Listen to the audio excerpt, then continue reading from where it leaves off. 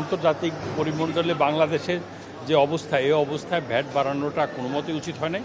তাতে আমি মনে করি আভ্যন্তরীণ বাজারে পণ্যের দাম বেড়ে যাবে এবং আমদানি নির্ভরশীল হবে। দেশের শিল্প মারাত্মক হুমকির সম্মুখীন হবে এবং মানুষ কর্ম হারাবে, অনেক ইন্ডাস্ট্রি বন্ধ হয়ে যাবে।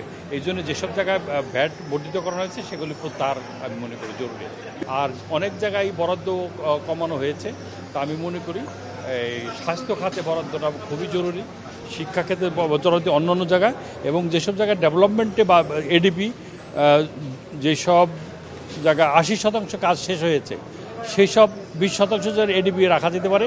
নতুন কোনো প্রকল্প নেওয়া ঠিক হবে না, এটা আমি মনে করি। নতুন যে এডিপি রাখা হয়েছে সেই এডিপিটাকে আমি মনে করি যে এখান থেকে কাটছাট করার সুযোগ রয়েছে।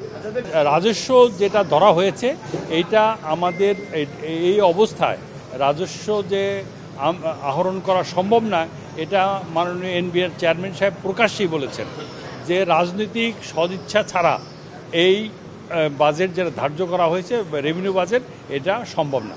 অতএব পুরা জিনিসটাই আমি মনে করি রিভিউ করা উচিত। কারণ এই যদি রেভিনিউ না আসে, তাহলে কিভাবে আমি এই এত বাজেট প্রত্যেকটা মন্ত্রণালয়কে দেব? এক। 2 নম্বর হচ্ছে, আমরা দীর্ঘদিন বলছি যে এনপিআরকে ডিজিটালাইজড করুক, আধুনিকরণ করা হোক, কিন্তু সেই ব্যাপারে কোনো রকম জনবল দেওয়ার ব্যাপারে কোনো কিছু বলা হয় নাই।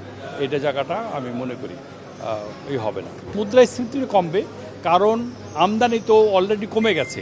ইন্টারেস্ট রেট 14% হয়ে গেছে, কোনো কোনো জায়গায় 14% বেশি হয়ে গেছে। মানুষের ক্রয় ক্ষমতা তো নাই।